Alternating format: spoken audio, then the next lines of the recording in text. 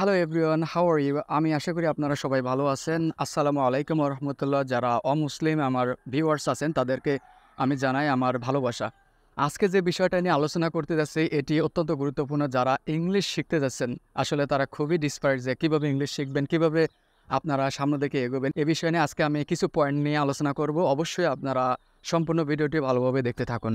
তো let's get started. Number 1, consistency. Consistency is the key of learning any new language. আপনাকে অবশ্যই ধারাবাহিকতা রাখতে হবে, আদারওয়াইজ আপনি ইংলিশ শিখতে পারবেন না। Practice English speaking regularly even if it's just to your self. Number 2, practice regularly. Engage in conversation. আসলে এঙ্গেজটাকে এটা অনেকেই জানে না। এঙ্গেজটা আসলে নিজেকে নিযুক্ত করা।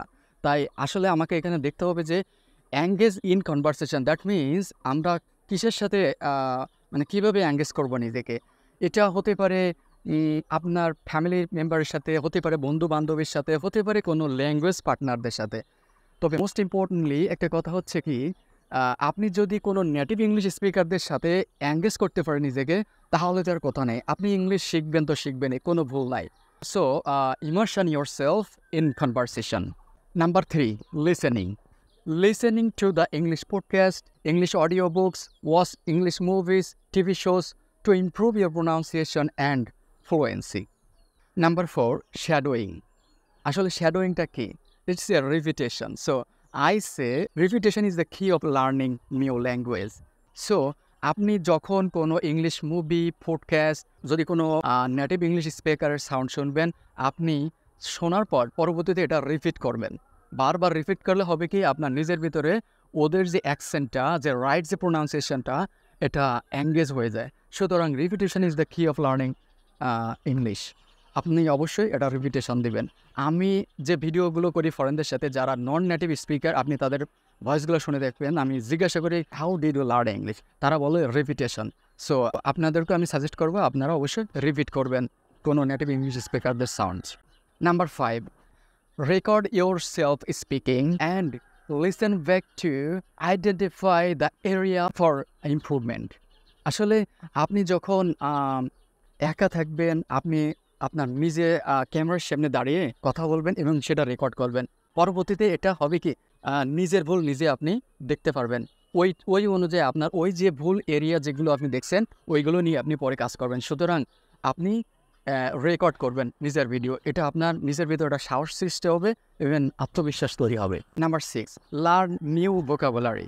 আসলে এই ক্ষেত্রে ভোকাবুলারি কীভাবে শিখতে হবে, অনেকেই একটা ভুল কাজ করে থাকেন, যে জন্য অনেকেই অনেক ভোকাবুলারি জানে, হাজার হাজার শত শত ভোকাবুলারি জানে, কিন্তু যখন প্র্যাকটিস করতে যাবে, কার সাথে কথা বলতে যায়, তখন কোনো নতুন কোনো ওয়ার্ড খুঁজে পায় না বা কোনো ওয়ার্ড মাথায় আসে না। তার মূল কারণ শুধুমাত্র আপনি যদি ভোকাবুলারির পিছনে দৌড়ান তাহলে কিন্তু হবে না। ভোকাবুলারি শেখার একটা প্রসেস আছে, সেটা হচ্ছে কি যে আপনি ফেসবুকটাকে এমনভাবে ব্যবহার করবেন যেন ফেসবুক খুললেই যেন আপনার সামনে ইংলিশ কোনো আর্টিকেল আসে, আর ওই আর্টিকেলটা আপনি ভালোভাবে পড়বেন। যে নতুন ওয়ার্ডস পাবেন ওই ওয়ার্ডগুলো ডিকশনারি থেকে সাথে সাথে দেখে নেবেন। ইভেন যেটা বুঝলেন ওই আর্টিকেলটা পড়ে ওই অনুযায়ী একটা রিলিভেন্ট কমেন্ট করবেন, যে আননোন ওয়ার্ডগুলো আপনি জানলেন ওই আর্টিকেল থেকে। সুতরাং আপনার মাথার ভিতরে তখন একটা ওই ওয়ার্ডগুলো এঙ্গেজ হয়ে যাবে। ইভেন যখন আপনার ওই আর্টিকেলটা পড়া হয়ে যাবে, পরবর্তীতে আপনি নিজে নিজে সেন্টেন্স মেক করবেন। সো এটা একটা ইজি প্রসেস। আপনার রিডিং পড়লে নিজের ভিতরে আরও অন্যরকম একটা এঙ্গেজ সৃষ্টি হয়ে যাবে। Anyway, last part of my video, that is very important. Number 7, be brave. Please don't be afraid to make mistakes. They are the part of learning any new language. সুতরাং আপনি যখন ইংলিশ শিখতে যাবেন বা কোনো ল্যাঙ্গুয়েজ শিখতে যাবেন, তখন কোনো রকম ভুল ভ্রান্তিটাকে আপনি আপনার মাথায় আনবেন না। আপনার ভুল হবে এটা জেনেই যদি আপনি নিজের ভিতরে রাখেন, তাহলে আপনি ইংলিশ শিখতে পারবেন না। সুতরাং mistake is the key of learning any new language. আপনি এগিয়ে যাবেন, নিজের ভিতরে সাহসটা নিয়ে এগিয়ে যাবেন, আপনি শিখতে পারবেন।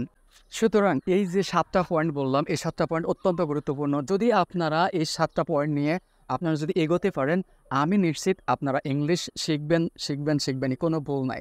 সুতরাং ফলো মাই ইনস্ট্রাকশন। আমি আশা করি আপনারা অবশ্যই ইংলিশ শিখতে পারবেন। So thank you so much. আসসালামু আলাইকুম রহমতুল্লাহ।